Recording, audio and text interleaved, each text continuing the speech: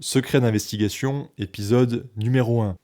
J'inaugure une série de vidéos qui te partagent mes techniques d'investigation pour que tu puisses réaliser des enquêtes citoyennes ou des enquêtes journalistiques, ou alors des enquêtes professionnelles dans le cadre d'activités de compliance. Tu t'es peut-être déjà demandé si une entreprise respecte vraiment l'environnement. Est-ce qu'elle suit les règles ou est-ce qu'elle met en danger la santé publique et l'environnement en toute discrétion? Eh bien, bonne nouvelle, il existe une méthode totalement légale, gratuite et accessible à tous pour enquêter depuis n'importe où en France. Pour enquêter sur l'impact environnemental réel des entreprises, on va pouvoir se procurer un véritable trésor informationnel, à savoir les rapports d'inspection environnementale de certains sites industriels. Ce sont les fameuses ICPE, les installations classées pour la protection de l'environnement. Ces rapports, ce ne sont pas des simples papiers administratifs, ce sont des documents officiels. Ce sont des documents parfois explosifs qui révèlent ce que certaines entreprises tentent de cacher. Par exemple, des rejets polluants, par exemple, des incidents, des négligences, des non-conformités et parfois même des risques très graves pour l'environnement ou pour la santé publique. Donc, si tu es citoyen engagé, journaliste, professionnel de la conformité, en fait, tous ces documents, ils vont pouvoir te servir pour réaliser de très belles investigations afin d'informer ton entourage ou ton entreprise. Toutes les entreprises, elles aiment se présenter comme étant irréprochables. Écologie, développement durable, économie circulaire, certification ISO 14001, critères ESG, etc. Bien sûr, certaines entreprises sont vraiment engagées, bien sûr, certaines entreprises font des efforts, mais il arrive, tu le sais bien, que certaines entreprises investissent beaucoup plus dans la communication que dans la prévention des risques industriels. Et c'est là justement qu'intervient notre technique d'enquête utilisée par de nombreux journalistes d'investigation. C'est grâce à cette technique que j'ai pu enquêter notamment sur la manière dont certaines installations agro-industrielles polluaient les cours d'eau. Le document principal qu'on va se procurer pour enquêter, c'est le fameux rapport d'inspection environnementale. Donc c'est un rapport qui va te permettre de vérifier la réalité des pratiques environnementales d'une entreprise par rapport à ce qu'elle affiche publiquement. En France, il y a environ 500 000 ICPE, donc ce sont des sites industriels, agricoles ou énergétiques en général, qui présentent des risques de pollution, de nuisances ou d'accidents. Les ICPE, elles concernent de très nombreux types d'activités économiques. Ça peut être par exemple des élevages industriels comme des porcheries, ça peut être des usines chimiques et pétrochimiques, des incinérateurs, des centrales thermiques, des entrepôts de stockage de matières dangereuses, des carrières, des mines, des sablières. Donc toutes ces activités à risque, elles sont recensées dans une nomenclature officielle qui est régulièrement mise à jour par décret. Toutes les activités de cette nomenclature, elles sont soumises à 3 régimes de classement. Le premier, c'est en cas de risque faible, c'est le régime de déclaration. Le porteur de projet a simplement à porter à la connaissance de l'administration son projet. Ensuite, si le risque est un peu plus élevé, il va falloir qu'il enregistre son ICPE. Enfin, quand le risque industriel est élevé, on passe dans le régime de l'autorisation. C'est simple, plus l'activité est risquée, plus elle est surveillée. Toutes ces entreprises, elles doivent être surveillées de près par l'État pour plusieurs raisons. Tout d'abord pour éviter les accidents comme les explosions, les incendies ou les contaminations dangereuses, et puis aussi pour contrôler les rejets de polluants, par exemple dans l'air, dans les sols et dans l'eau. Ces contrôles, ils sont réalisés par la DREAL, parfois par la DDE-TSPP, donc ce sont un peu les gendarmes de l'environnement dans chaque région, et ce sont eux qui veillent à ce que toutes ces installations restent sous contrôle. Les rapports d'inspection réalisés par ces services publics, ils vont te permettre d'avoir une très bonne visibilité à l'intérieur de l'entreprise pour savoir ce qu'il s'y passe et pour trouver d'éventuelles non-conformités. Alors je te montre tout de suite comment tu peux les rechercher et comment tu peux les exploiter. Petite précision, les incidents techniques, ça fait partie des aléas normaux de la vie d'une entreprise industrielle.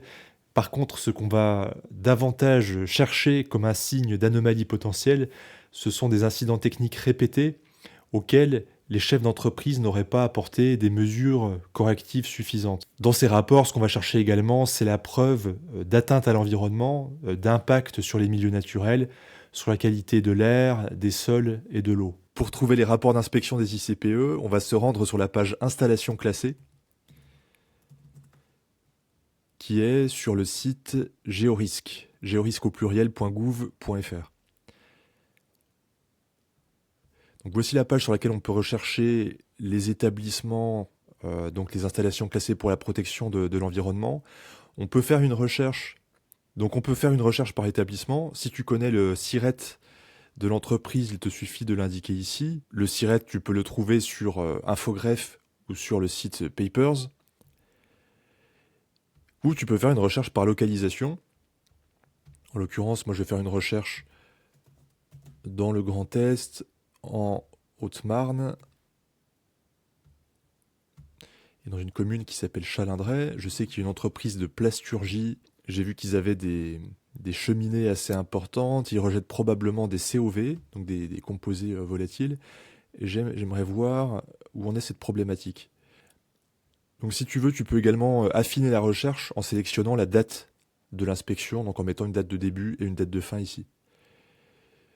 Donc ça, c'est l'établissement qui m'intéresse. Non, elle est ici, Saviplast 52. Donc on peut voir qu'il a été contrôlé pour la dernière fois en 2024. Donc si je clique ici sur inspection, je vais voir la dernière inspection réalisée par l'Adréal. Donc là, c'est bien, on a le nom du service qui est inspecté. Il faut retenir cette information. On verra par la suite qu'elle nous sera utile lorsque les rapports d'inspection ne sont pas publiés. On devra directement s'adresser au service public pour obtenir ces documents. Donc là, on a plusieurs rapports d'inspection qui ont été publiés. On en a en 2022, 2023 et 2024. Même en 2021 ici. Donc on a 4 rapports d'inspection. Je vais tous les télécharger. Je clique tout simplement dessus. Et puis un rapport au Coderst. Dans situation administrative, ici, on va pouvoir trouver éventuellement des arrêtés préfectoraux qui autorisent des activités polluantes, qui peuvent autoriser dans certains cas le rejet dans le milieu naturel de certains composés chimiques, jusqu'à un certain seuil bien sûr, et puis parfois des arrêtés préfectoraux qui demandent des mises en conformité ou qui liquident des astreintes lorsqu'une entreprise pollue et qu'elle ne s'est pas mise en conformité à temps. Donc là, il s'agit tout simplement de déclaration d'activité. Souviens-toi, c'est ce qu'on évoquait tout à l'heure avec les différents régimes d'installation classée.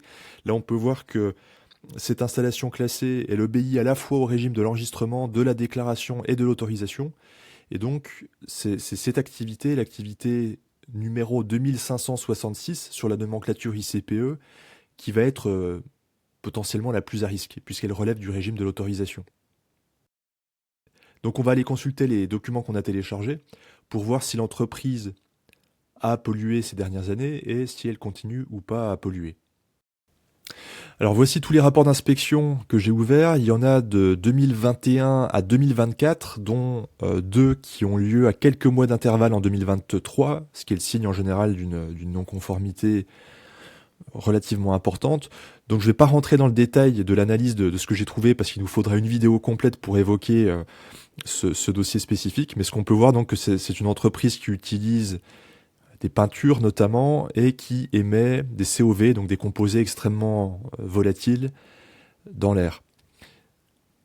Et qui émet donc des COV, c'est-à-dire des substances extrêmement volatiles. Donc il y a des non-conformités qui sont détectées en 2021, certaines qui sont persistantes dans les années qui suivent, ou des nouvelles qui apparaissent. Donc il y a également des non-conformités qui disparaissent suite aux travaux qui sont réalisés par l'entreprise, notamment la réalisation d'une cheminée. Mais on peut voir dans le dernier rapport du 13 septembre 2024 qu'il y a ici dans ce tableau des points réglementaires qui ne sont pas respectés, notamment des arrêtés préfectoraux qui lui demandaient initialement de se mettre en conformité sur certains points. Et la préfecture lui laisse un délai supplémentaire, là par exemple de 9 mois, pour réaliser les travaux nécessaires. Donc ça typiquement c'est une entreprise à surveiller puisque certes elle fait des efforts pour réaliser des mesures concernant les rejets dans le milieu naturel, certes elle réalise des travaux pour se mettre en conformité lorsque la préfecture lui demande, mais malgré des visites récurrentes de l'Adréal, il y a encore des non-conformités en 2024, et là les riverains seraient tout à fait fondés à demander peut-être que la préfecture prenne des mesures un peu plus contraignantes pour que ces travaux de mise en conformité interviennent de manière un peu plus rapide, et voire en dernier recours que les travaux soient réalisés par l'État aux frais du contrevenant pour protéger la santé publique et l'environnement. Donc bon, à la décharge de l'entreprise, c'est pas une entreprise totalement défaillante, loin de là, c'est une entreprise qui fait des efforts importants pour respecter la législation, mais qui rencontre quand même des problèmes techniques sur la durée pour éviter de polluer. Dans certains cas, l'administration ne respecte pas l'obligation de publication de ses rapports d'inspection. Mais pas de panique, il existe des moyens assez simples pour contraindre l'administration française à nous transmettre ces documents. Pourquoi est-ce que l'administration ne publie pas parfois certains de ces documents ? Sans doute parce qu'il y a certains oublis. Et puis, dans certains cas, l'administration protège certaines entreprises de manière très arrangeante dès lors qu'il y a des non-conformités graves constatées dans certaines entreprises. Moi, il m'est arrivé d'enquêter sur des groupes industriels et de me rendre compte que les rapports d'inspection qui les concernaient n'étaient jamais publiés, ou étaient en tout cas rarement publiés. Et lorsqu'on sollicitait l'administration pour demander la publication de ces informations, généralement, on se heurtait au silence de l'administration, voire à des refus explicites de communication de ces données. En général, évidemment, ces refus n'étaient pas justifiés et ils ne sont évidemment pas justifiables juridiquement. Parfois, il arrive en effet que les rapports de l'Adréal ne soient pas publiés ou alors qu'ils soient publiés de manière incomplète. Je te montre un exemple. Je vais par exemple chercher les rapports d'inspection d'un établissement qui est situé en Haute-Marne. Bon, il s'agit en l'occurrence d'un méthaniseur.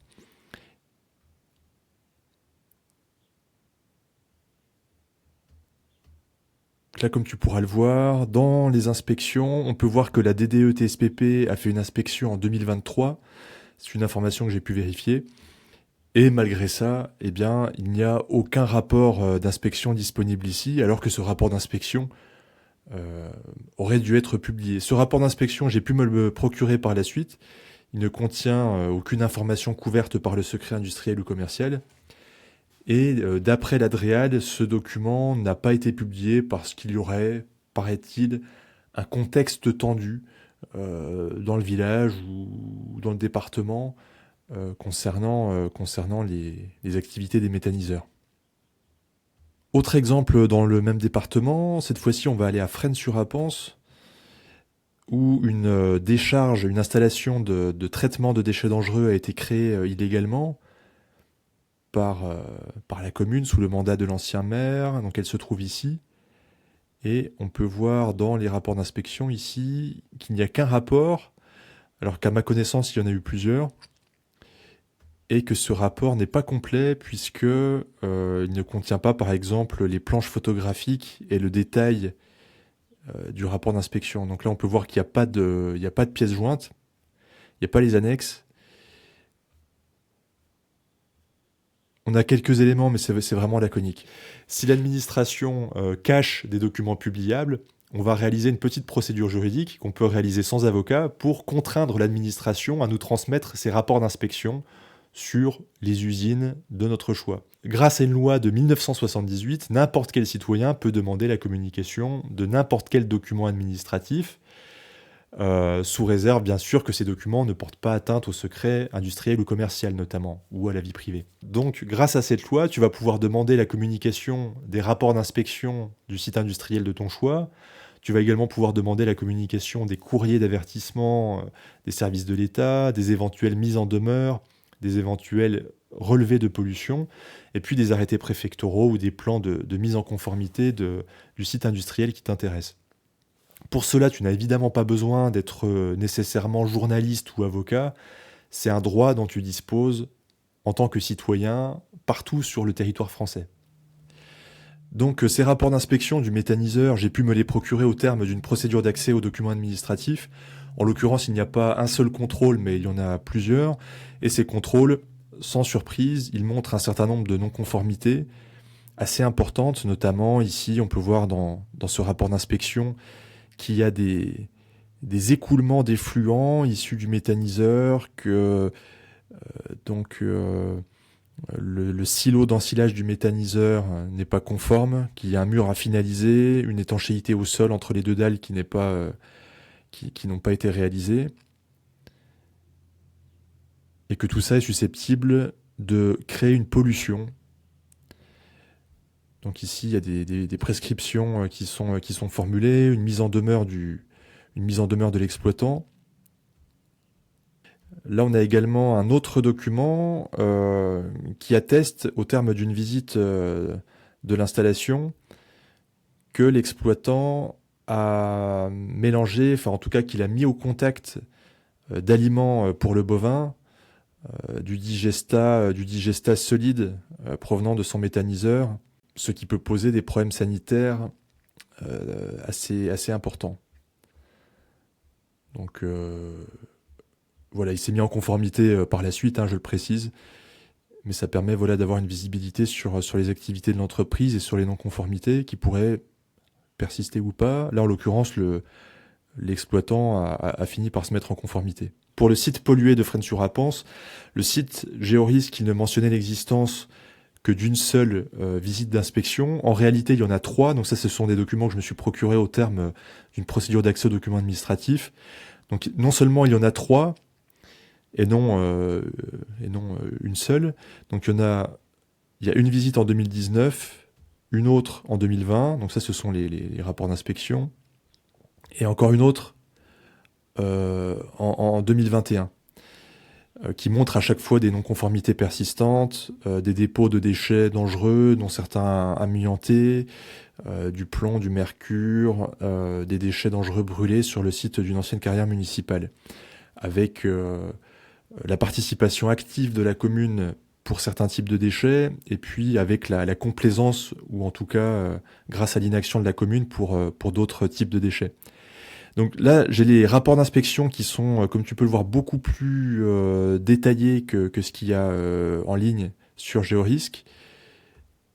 Et surtout, voilà, là j'ai les planches photographiques qui ont été photographiées par les agents de la DREAL. Donc là, on voit les déchets dangereux qui ont été photographiés. Donc ici, par exemple, des déchets amiantés, a priori amiantés, des résidus de déchets électroniques qui ont été brûlés. Et là, surprise, en plein contrôle de la DREAL, on voit qu'un camion benne appartenant à une entreprise du bâtiment arrive sur le site de l'ancienne carrière, manifestement pour déposer des déchets issus d'un chantier réalisé par la communauté de communes.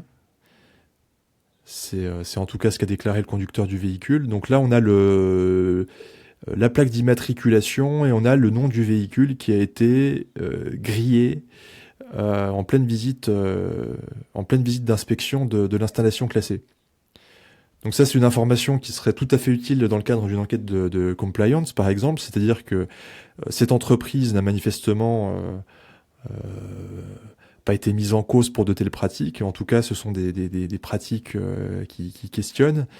Ça nous donne des informations aussi sur la traçabilité des déchets par cette communauté de communes, mais le principe serait exactement le même pour une très grande entreprise.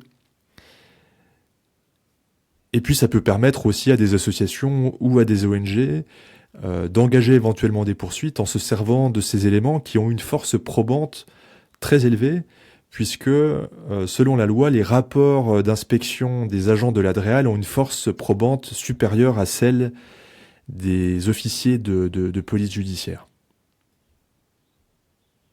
Voilà, donc j'ai également le rapport, j'ai également les planches photographiques de la première année. Donc on a des vues satellites, on a tous les déchets qui sont photographiés en détail. Et j'ai obtenu, alors je ne te les montre pas en détail, mais j'ai obtenu également l'ensemble des courriers qui ont été envoyés à la commune, lui demandant de se mettre en conformité. La commune n'y a jamais répondu. Ainsi que les arrêtés préfectoraux qui imposent même à la commune de fermer le site à titre conservatoire et surtout de le dépolluer. Donc voilà le type d'éléments qui ne sont pas publiés parfois et que tu peux te procurer grâce à une procédure d'accès aux documents administratifs. Alors comment réaliser cette procédure? C'est simple, la première étape, ça va être d'identifier la DREAL ou la DDE-TSPP compétente ou le service qui a contrôlé l'installation classée pour la protection de l'environnement. Dans la description de cette vidéo, juste en dessous, je te propose un modèle de courrier que tu vas pouvoir envoyer au service de l'État pour demander la communication des rapports d'inspection d'un site industriel. Alors, que faut-il faire ensuite? Il faut tout simplement conserver la preuve de l'envoi du mail ou de l'envoi du courrier et puis attendre une réponse pendant 1 mois. Si tu n'as pas de réponse pendant 1 mois, ça équivaut à un refus, ou si tu reçois entre-temps un refus explicite, eh bien, tu vas pouvoir passer à la 3e étape, qui consiste à saisir la commission d'accès aux documents administratifs. C'est une agence qui va te permettre de t'aider à accéder à ces documents. Donc, il va falloir la saisir en ligne. Et puis, cette commission va te rendre un avis, a priori sous 1 mois, et cet avis va te donner raison, et ce qui va a priori convaincre l'administration de te communiquer ces documents. En dernier recours, si l'administration ne t'envoie pas les rapports que tu as demandés, malgré un avis favorable de la CADA, eh bien, il faudra alors saisir le tribunal administratif d'un recours en excès de pouvoir. Donc c'est une procédure que tu peux réaliser seul, sans difficulté, sans avocat, et tu peux réaliser cette procédure en ligne sur le site Télérecours Citoyen. Voilà, j'espère que ce didacticiel te sera utile. Ces rapports d'inspection des sites industriels, ils sont pas faits pour rester dans les tiroirs de l'administration, ils sont faits pour être partagés par la population et pour être analysés par les Français et par les entreprises françaises. Donc tu as désormais entre les mains une méthode qui est simple, qui est légale, qui est redoutablement efficace pour enquêter toi-même sur l'impact environnemental des entreprises autour de toi ou partout ailleurs en France. Et je t'invite à présent à t'en servir pour agir, pour alerter, pour protéger les intérêts de ton entreprise, pour sécuriser les éventuels investissements de l'entreprise dans laquelle tu travailles, ou pour protéger l'environnement autour de chez toi. Et puis, bien sûr, si cette vidéo t'a plu, je t'invite à t'abonner à cette chaîne pour nous soutenir, et tu retrouveras sur cette même chaîne de nouvelles techniques d'investigation dans les prochains jours. À bientôt, salut.